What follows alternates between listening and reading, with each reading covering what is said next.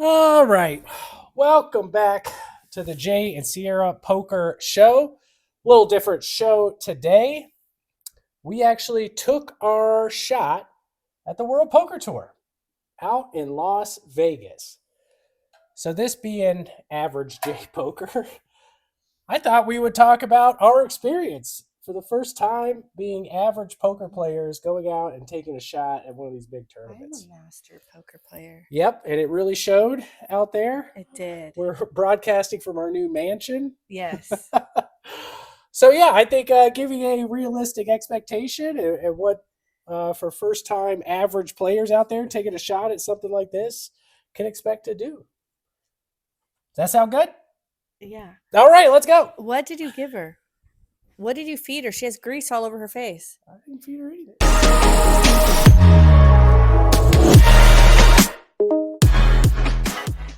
Who wouldn't?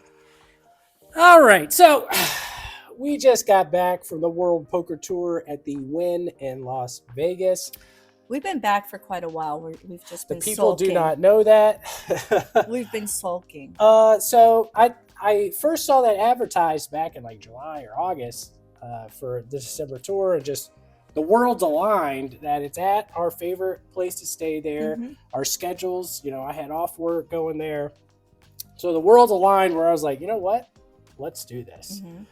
So we looked up the schedule and a few hit our eye, mainly the ladies championship event that you played. I think it was $1,100 buy-in tournament, 2-day tournament. So we kind of centered our trip around that. And we stayed 5 total days out there. Too long. Probably too long because we were losing. It was probably too long. So I want to give first, we arrive at the Wynn, decorated beautifully, Yes. able to stay at the Wynn, which was great. Yes. The first thing I think I noticed was the cash games there. Mhm. Holy macaroni. The list at the Wynn was Oh my God. out the yin yang. Hours. And Normally we play there and it's, hey, sit right down, Yeah. or maybe you wait a couple minutes to start a table. But hours. yeah, you had to wait 5 hours plus for a Mhm. seat at the Wynn. So not something I anticipated, but I guess in the grand scheme of things, it makes sense. They're holding a giant poker tournament there, so the cash games are going to be pretty packed there also. Tell the people who you ran into. We'll Literally. get to that. So we start our day one. The plan, we came in with a plan. The plan was to play cash, make enough money in cash to buy into these tournaments. That wasn't my plan. That was our plan. That was his plan. That was my plan. That was his plan. To make enough money in cash to buy in for these tournaments. So we did not have any tournaments scheduled for day one. We were going to just play cash all day and hopefully make enough money to start tournaments on day two. It did not go like that. Just talk. All right, we are here It's 5 in the morning. Las Vegas at 5 in the morning because we're still on East Coast time. Just a recap of day one.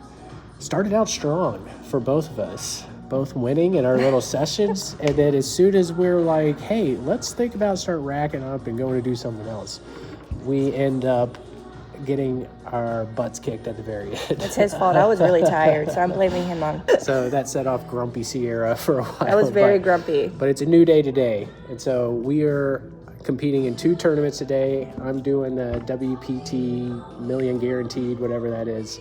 And she's doing the Satellite to the Ladies Championship today. So we'll follow up and let you know how it goes. So day one, we lost in cash. I think we probably lost 1,500-ish.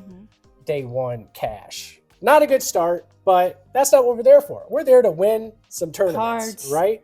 Were not dealt to me at all. So the next day, we had your satellite for your women's poker championship. It was just a $200 buy-in, but I think what's significant there is that was your first tournament That ever. was my first tournament like, ever.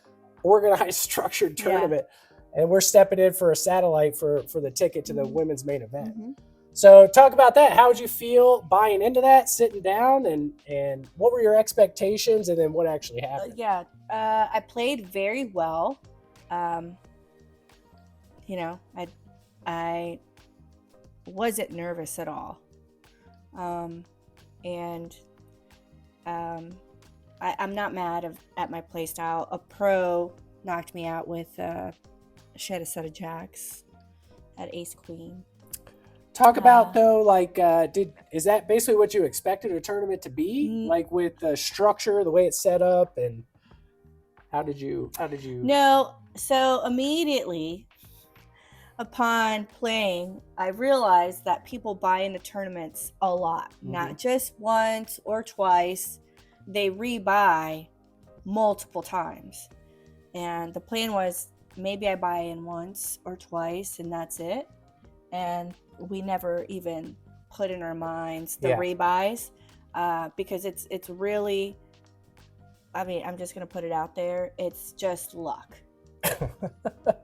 Play bad, run good. That's exactly what it is, because I'm not upset coming home playing terribly. I made really good folds and made really good calls, raised at the when I needed to, was aggressive when I needed to be.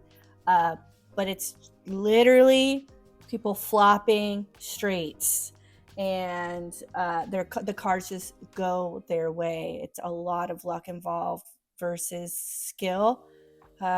I feel more comfortable at a cash game. I play better at a cash game. So yeah, day one it really set the tone for the women's championship game. So that's something I did not anticipate either. I don't play tournaments ever, and I did not anticipate how many times people buy into these tournaments. Tons. So yeah, you say people were buying it for 5-6 times in your tournament. Yeah, they're buying it enough to even get a ticket, so it's kind of like a wash for them at that point. Yeah. So. So that same day, I tried my first tournament. It was a $1,600 buy-in, like 1.5 million guaranteed, no limit hold'em tournament. It was a 2-day tournament. I made it probably 9-10 hours, and the same thing happened there. I was running into people that were on their 5th buy-ins for that, and I played one buy-in. I made it to like past dinner break, and for as much as we watch all these vloggers and stuff, we don't even pay attention to how many bullets that they buy into. Like we don't. It's not even because we're not tournament players; we're cash players. So that's kind of just not even in our orbit, I guess. Well, I think a better way to put that, we see their earnings online, right? So it'll say so and so won $1.5 million. It doesn't say he bought into this many tournaments this many times, so he could have spent $1.3 million on buy-ins to try to get into this thing. So that's something that I did not anticipate. I think we saw Dino Negreanu documented his tournament experience. He bought in like 10 bullets to a tournament. And then people buying in late. I disagree with that on tournaments. That's something I don't like. I think a tournament everybody should start on the same time. Skill should not. I do not like that. I honestly don't think you should buy in multiple times. I think a tournament should be a tournament. I think that's how it is. And when you're knocked out, you're knocked out. But that's not the structure that it is. Well, they have structures like that, but those were not this structure. Yeah, this is a typical structure. And companies are out there to make money, so yeah, they're out there to get as many people as much prize pool as possible. Right. So that's why they do it. The freeze out tournaments are not as profitable for everybody in those. But yeah, I just want to give some realistic expectations for people that have never done something like this. Yeah. So we're out there day 2. We buy in multiple times. I play cash for a little bit in the morning. You play the satellite tournament. Neither go well. So now we're down 3,000-ish. I buy into that tournament. I think I made it to the last 30 people because it was the first 10 to win a ticket. So again, played well. So I buy into that no limit hold'em tournament. I make it to the nighttime, but then I bust out, just blinded down and go nowhere. And then so now we're down $3 to $4 grand after 2 days, things are not going well for us. No. And we still got your main event, the Women's Poker Championship, and some other events going on throughout the time, right? So I think Blackjack and roulette were bad to us too. I think the expectation we had going down there, we would be, win some, lose some, win some, lose some, hopefully cash a tournament or two and that. But when you go out there and you just go straight down, it kind of kills the vibe of the stay, terrible. right? And that's not something we were used to. I think people that do this all the time and they're like professionals, they're used to that. They go out and they expect to lose, and it's not gonna. It is very like, do I even know how to play poker? You're in your head so much. Do I even know how to play? I'm the worst. Like, I'm never gonna play this again. Like, tournaments suck. I hate it so much. You get into that down in your mind that are you even decent enough to play? Because we don't play every day. No. I want to, we just don't have the opportunity to play every day. So when you anticipate a trip for 2 to 3 months, and then it finally comes and you get to play every day. You do practice all the time. And you just go right there, it just kicks you in the pants and you're like, man, what do we do now? So and we do this trip a couple times a year, but we play cash, and tournament is a completely different beast. Completely different. I did not anticipate how different it would be. They don't even align. Yeah, it's a different game than cash. I'm sure there's a million smarter people than us that can analyze the differences there, but we were not prepared for that. So then we move on to day 3, where your actual, since we didn't win the satellite, we have to buy into the women's tournament. So we do that. I think you just ran into some bad luck there. You know, it is what it is. Again, we just don't get the opportunity to play a lot. So when that happens, it hurts probably a little more. But we did buy in twice to that because at that point we realized, like, hey, to start running good in these things, you're probably gonna do 2 or 3 bullets. Yeah, because I was like, me and this other woman were first and second in chip lead at the table, and we were just dominating.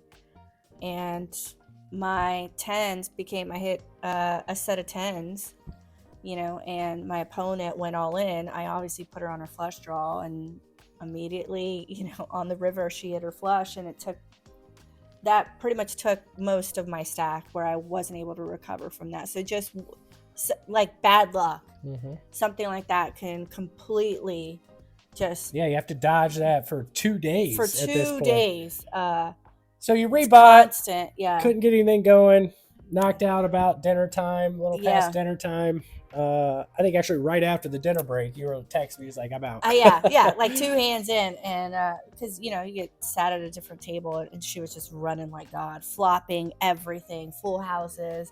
You try to stay away from that, and it just wasn't possible. But she didn't make it to the final table at all. She didn't even make it to the money. But so now at this point, we're 3 straight days of just losing. Your mind is I don't think mush. we won $1 anywhere. And then Bellagio had a women's tournament too. A little $200 tournament. Same. Lost that.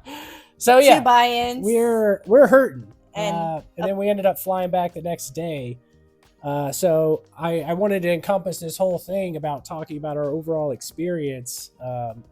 So would you fly out and do something like that again for those big tournaments? The atmosphere was really cool. Yeah. Being around that many poker players was amazing. You feel like you're a part of a community. Everybody's so friendly to one another. You literally run into Phil Ivey. You bumped into, literally. I'm sure he knows who I am at this point. For sure. I bumped into him. I said, "Excuse me," and he walked away. So we're almost BFFs now. Yeah. That's what I was gonna say. So I would travel out there for the atmosphere. Yeah. I think being around people that are like-minded like us, players, was fun. Probably should do some coaching, studying, and if we're gonna play those tournaments again, to really learn how to be. I took the master classes. So I'll show some pictures here that I ran into. Brad Owen, Phil Yeah. Ivey. We saw Rampage. Yeah. We saw all these famous players, which was cool for us because we don't live in that world. So it's cool for us to go out there and see those guys. And everybody's so friendly and talking to each Yeah, other. the and tables were then fun. In the hallway, you hear all the poker chatter. Like, I got busted out on this with, he had he hit the 1-outer, just all the grievances that every poker player has, So yeah, that's all you hear in the hallway is just bad He beat called me with story after second bad beat pair story. or something like that, and he hit it.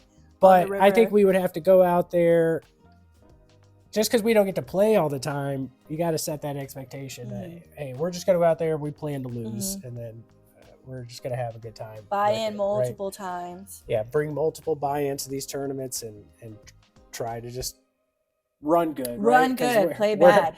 We're not that good to consistently win, so we hope Yeah. just that one time we Yeah. run good enough to do something. So overall, that was our experience going out there. I don't know. I would do it again just to be around the atmosphere.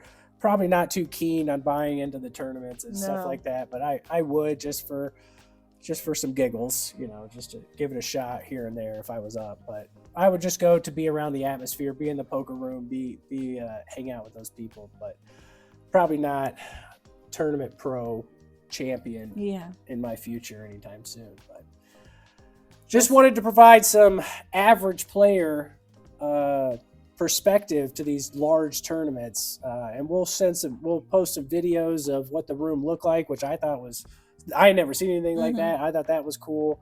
The win was set up beautifully, so we'll include all those pictures of that stuff. So good atmosphere, bad poker, I would say, for us. No, I played great poker. Just bad luck.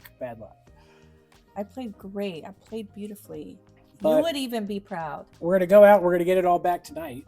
Yeah. We're gonna win all our money back tonight. Set those expectations high Yeah. continually. And from here, yeah. Until next time, we'll see ya.